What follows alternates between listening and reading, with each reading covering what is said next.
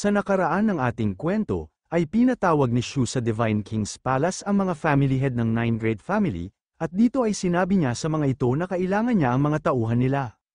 upang hakutin ang mga malalaki at matitigas na bato sa palibot ng Royal Capital, kung saan ay sinabi din niya na nais niyang idolin nila sa kanya ang tubig ng Longmin River, at maghukay sila sa palibot ng Divine King's Palace, upang makagawa sila ng moat na magagamit para sa karagdagang depensa ng palasyo. Ang moat ay isang ancient defense system, kung saan ay napapalibutan ng tubig ang fortress o kastilyo, pero sa kasalukuyang era at dahil sa superpowers na meron ang mga tao, ay walang lungsod, fortress o palasyo ang mayroong ganitong klase ng depensa.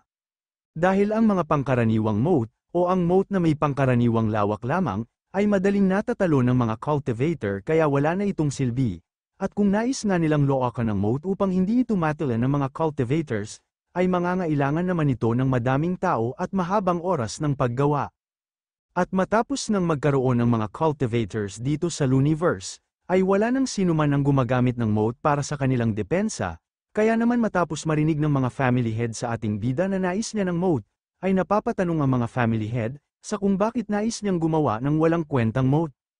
Pero tinanong lang naman ni Shu kung kinu-question ba nila ang kanyang desisyon, at kung nais ba nilang pangunahan ang ating bida, at turuan sa mga bagay na kailangan at dapat niyang gawin. Pero dahil nga sa takot, ay biglang yumuko ang mga ito at sinabi na sila na daw ang bahala, upang matupad ang nais na mangyari ng ating bida, sabay sabi na kung hindi daw ito matatapos sa loob ng 3 araw, ay magtutungo sila sa ating bida upang isuko ang kanilang mga buhay sa kanya.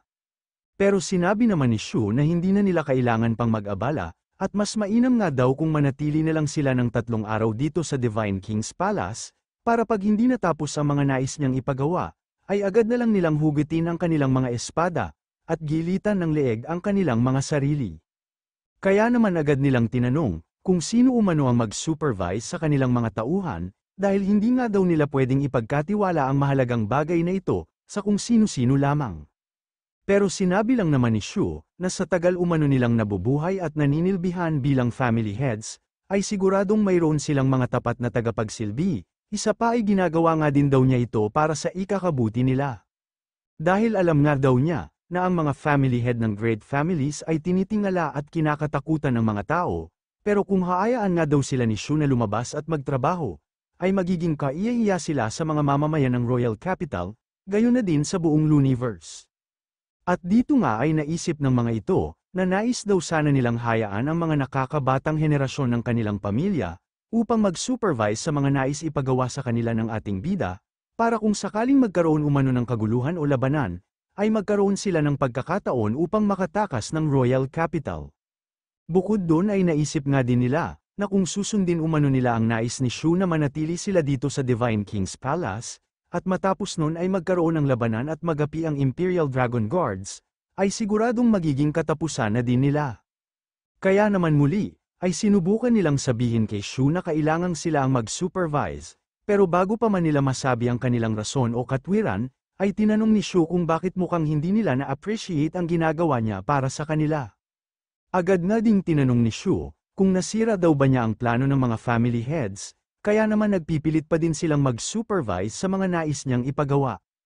Sabay sabi na tulad umano ng inaasahan niya, na ang pag-supervise sa mga nais niyang ipagawa, ay paraan o palusot lamang nila upang magkaroon sila ng pagkakataon na tumakas, matapos na magkaroon ng kaguluhan dito sa Royal Capital, dahilan upang magdilim at manlaki ang mga mata nila, dahil hindi nila inaasahang malalaman o maiisip ng ating bida ang kanilang plano.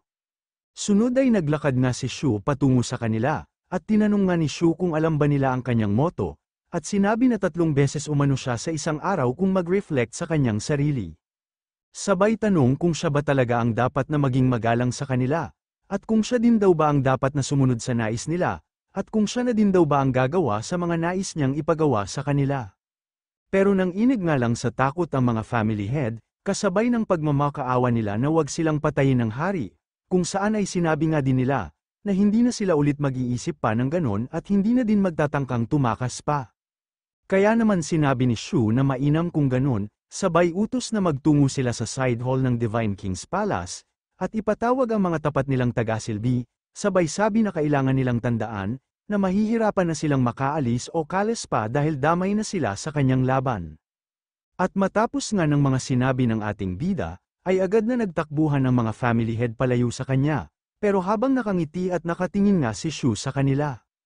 ay bigla namang sumulpot si Carol na agad binati ang ating bida, gayon na din si Xiao Yu na sinabing malakas umano ang dating ni Shu kanina, sabay tanong kung madami na naman ba siyang na-earn na negative points mula sa kanila, pero tinanong lang naman ni Shu, kung anong negative points ang sinasabi ni Xiao Yu, sabay sabi na hindi daw niya maunawaan ang ibig niyang sabihin. Sabay sabi na alam umano niya, na matapos malaman ni Xiao Yu ang patungkol sa mga negative points, ay hindi na niya ito makakalimutan, kung saan ay lagi din siyang iasarin patungkol dito ng mahabang panahon, kaya naman ngayon ay pinagsisisihan na daw niya, na nadulas siya at nasabi ang kanyang sekreto sa harapan nila. Samantala ilang sandali pa nga ang nakalipas, habang patuloy si Xiao Yu sa paghulma sa magiging bagong lungsod sa loob ng Royal Capital, ay naisip ni Shu na papangalanan niya ng Hidden Dragon ang moat na gagawin nila sa Divine King's Palace. Pero ang magiging tunay na purpose nga daw ng moat na yon, ay hindi para gawing depensa ng Divine King's Palace, kundi para maging tirahan ni Chaos, at para magawa na din niyang teritoryo ang Royal Capital gamit ang water element niyang abilidad. Dito nga ay sinabi din ni Shu, na ang kanyang water element o talento at lakas umano ay laging magkatumbas, kaya naman matapos siyang ma-promote sa maestro level sa tulong ng kanyang star chart, ay na-promote din sa maestro level ang water element niyang abilidad. At sa tulong nga daw ng dragon niyang si Chaos, ay tiwala ang ating bida sa kanyang sarili, na matuturuan niya ng leksyon ang sinumang umatake sa Divine King's Palace, kahit na gaano pa sila kadami, basta mapalibutan lang ng madaming tubig ang buong Divine King's Palace.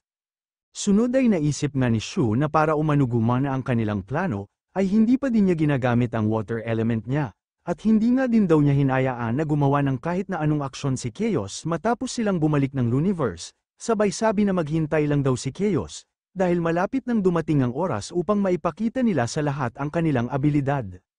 Sunod nga ay sinabi ni Shu, na nitong nakaraang 3 araw umano ay masyadong madaming nangyari, una ay nakontrol nila ang buong Royal Capital, sunod ay nalaman nila ang pagkatao ng Mastermind, at ngayon naman daw ay na-finalize na nila ang kanilang plano, at masyado nga daw talagang nagsikap at napagod ang lahat ng dahil sa mga ito.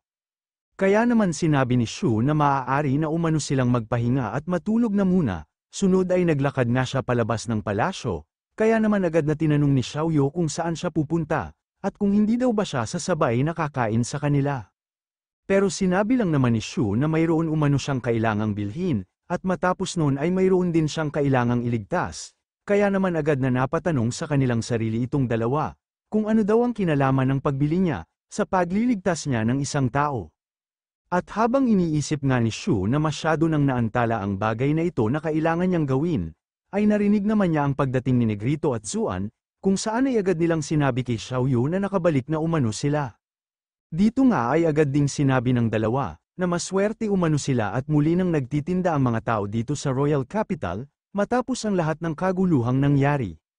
Habang si Zuan naman, ay sinabi na binili umano nila, ang sinasabi ng mga tao na pinakamasarap na pagkain dito sa Luniverse, at ang tawag nga daw dito ay ang nag-aapoy na manok, sabay sabi na kumain na daw sila at siya ay naglalaway na. Pero agad ngang nagtungo sa kanilang harapan ng ating bida, at habang nakatingin nga siya sa nag-aapoy na manok na hawak ni Zuan, ay sinabi niyang sakto ang kanilang balik, at dahil nga daw dito ay hindi na niya kailangan pang lumabas para bumili.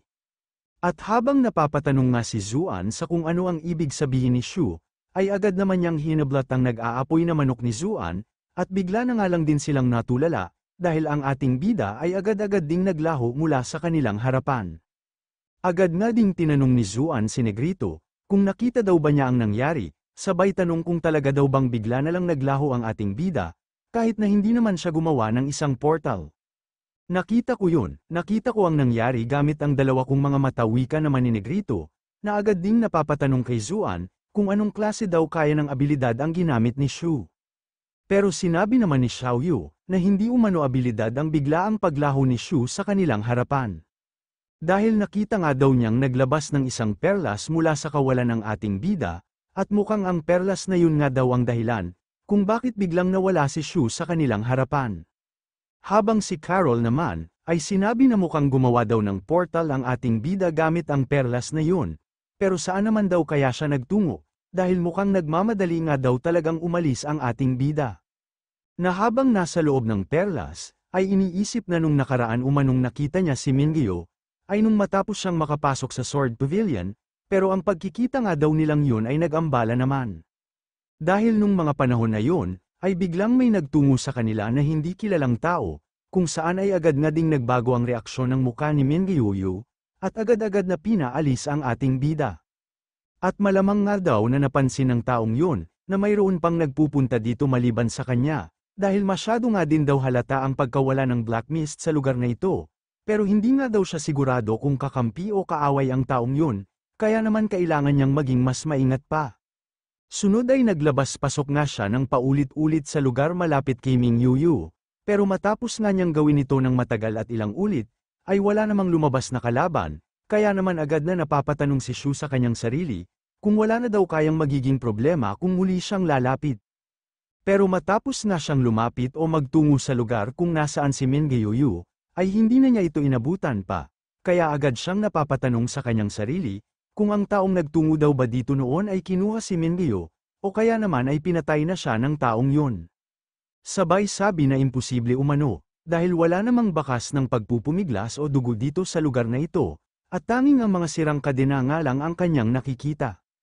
At kung muli nga daw niyang iisiping mabuti, ay matagal na panahon na kinulong ng kabilang grupo si Mingyu dito, kaya malamang umano na may bagay silang nais kay Mingyu, kaya naman hindi siya basta-basta papatayin ng mga yun, at habang nananatiling buhay nga daw si Mingyu, ay mayroon pa ding pag-asa na mailigtas niya ito. Sabay sampal sa kanyang sarili, at kung alam nga lang daw niyang mangyayari ito, ay dapat pala nilabas na niya si Mingyu dito, matapos niyang malaman na isa siyang puppeteer, sabay sabi na ang mga magagandang bagay talaga kung minsan, ay nasisira pag sobrahang mag-isip ng isang tao. Sunod ay naisip nga niya ang sinabi daw ni Mingyu noon, na ang nagtungo dito ay nagmula daw sa itaas ng abyss na ito, kaya sigurado umanong ang daan palabas ay nasa itaas din, sabay tanong sa kanyang sarili kung dapat ba siyang umakyat sa itaas, upang makita kung mayroon nga talagang daan sa lugar na yon. Sunod ay agad nga itong tumalon pa itaas, pero bigla ding nagbago ang kanyang isip, at agad na napapatanong sa kanyang sarili kung ano ang gagawin niya, kung ang nagkulong kay Mingyu dito ay nasa labas ng abyss na ito. Agad nga din niyang sinabi, na ang mga puppeteers umano ay direktang naninilbihan sa dating hari, kung saan ang bawat isa sa kanila ay maestro level. At kung ang nagkulong nga daw kay Mingyu sa lugar na ito, ay may abilidad na ikulong at pahirapan sila, ay ibig sabihin umano nito na sino mang nasa labas ng abyss na ito, ay isang malakas at importanteng tao. Bukod doon ay naisip nga din ni Shu, na malamang umano sa ang bagong hari ng Luniverse ang nasa labas ng abyss na ito, kaya naman napapatanong siya sa kanyang sarili, kung sapat daw ba ang abilidad na mayroon siya upang iligtas si Mingyu.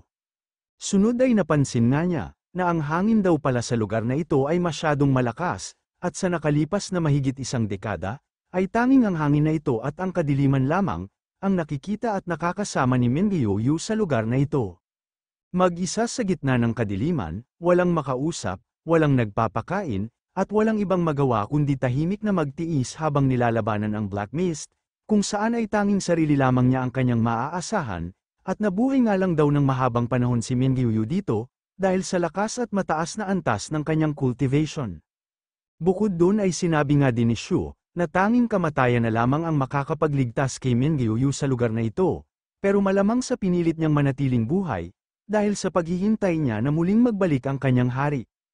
At tulad umano sana ng inaasahan ni Mingyu, na tulad ng isang Diyos ay ililigtas siya ng ating bida mula sa lugar na ito, pero hindi na nga daw siya nahintay ni Mingyu na muling bumalik pa, kaya naman daw kasalanan ni Shu ang lahat ng ito. At dahil dito ay sinabi ni Shu, na siya umano ang personal na babawi at gagawa ng paraan upang maligtas si Mingyu, matapos niyang makumpirma ang tunay na katauhan ng nagkulong sa kanya sa lugar na ito.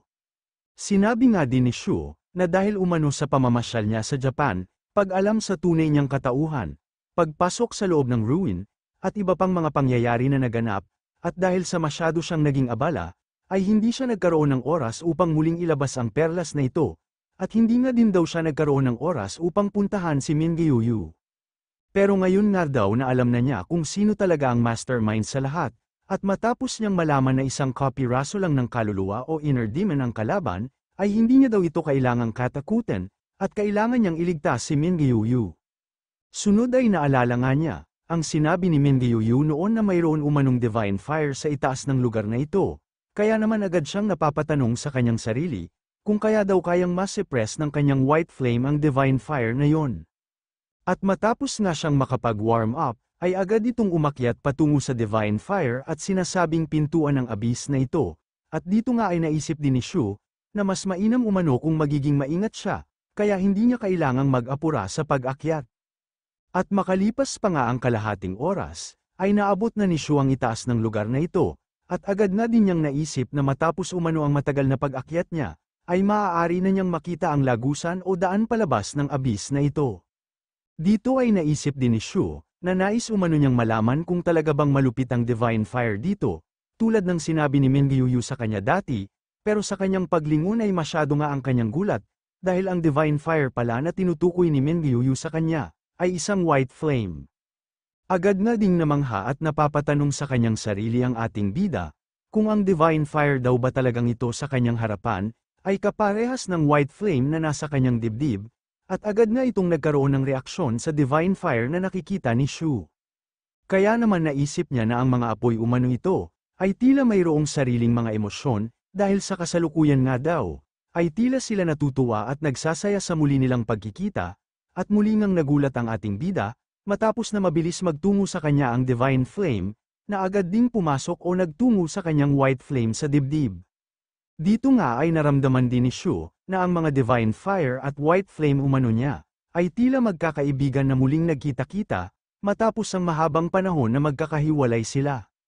Sunod ay biglang natawa ang ating bida, at matapos nang lumapit sa kanya ang mga natutuwang apoy, ay naisip ni Shu na ang mga apoy na ito umano, ay ang white flame o divine fire ng kanyang puso sa nakaraan niyang buhay, pero hindi nga daw siya makapaniwala, na muli niyang matatagpuan at makakasama ang mga ito sa panibago niyang buhay. Sunod ay tinanong nga ni Shu ang mga apoy, kung bakit sila umalis sa kanyang katawan, at kung bakit mas pinili nilang manatili sa lugar na ito, pero bigla ngang nagtungo sa kanyang daliri ang isa sa mga apoy, kung saan matapos itong pumasok sa kanyang consciousness, ay nakaramdam ng matinding sakit ang ating bida, hanggang sa mawalan siya ng malay. At matapos na siyang magkaroon ng malay, ay agad na napapatanong si Shu kung ano ang nangyayari, at kung paano daw siya napunta sa lugar na ito, hanggang sa bigla nga niyang napansin ang isang sanggol. Kaya naman agad sana niya itong kukunin o hahawakan, habang napapatanong kung siya daw ba ang sanggol na ito, matapos siyang na-reincarnate, pero agad na din niyang nakita ang isang kamay, mula sa isang tao na napapatanong ding, kung ang sanggol daw bang ito ay ang reincarnation ni Lu Shen. At sa pagdilat nga ng mga mata ng sanggol, ay agad na namula ang muka ng taong ito, hanggang sa bigla nga niyang niyakap ang sanggol na napaka-cute umano. Sabay sabi na cute din daw pala si Lu Shen nung sanggol o bata pa siya. Agad na ding sinabi ng babaeng ito, na hayaan umano ng sanggol na halikan siya nito, pero bigla ngang pinagpawisan ng buo-buo ang sanggol, at agad siyang sinapok sa muka. Matapos nito ay biglang nang inig sa gigil ang katawan ng babae, at tinanong kung tinatanggihan daw ba siya ng sanggol, sabay sabi na tulad umano ng kanyang inaasahan, ay kaparehas din ito ng pagtanggi sa kanya ni Lu Shen dati. Pero dahil sa hanggang ngayon nga daw ay tinatanggihan pa din siya nito, ay hindi na umano niya pipigilan pa ang kanyang sarili, at dapat na niyang patayin agad ang reincarnation ni Lu Shen. At masyado nga ang gulat ng ating bida sa kanyang nasaksihan, dahil ang kanyang gourd ay hinaranggan ng pag-atake na ginawa ng babae, na muling sinabi na tulad daw ng kanyang inaasahan, na hindi din talaga pababayaan ni Lu Shen ang kanyang reincarnation. Pero sayang nga lang daw, dahil wala na nga daw itong laban sa kanya matapos siyang ma-reincarnate, kasabay ng pagpulupat niya sa gourd at sanggol na reincarnation ni Lu Shen, o ang ating bida. Pero matapos nga niyang idikit ang kanyang daliri sa dibdib ni Shu, sa pagnanais sanang muli siyang atakihin, ay bigla naman itong nagliwanag at lumabas nga ang white flame, upang depensahan ang ating bida mula sa babae. Sunod ay makikita nga nating ang babae palang ito, ay walang iba kundi si Yu Fuyao, na sinasabing ang Divine Fire at Star Chart umano ni Lu Shen, ay pagmamay-ari na niya ngayon.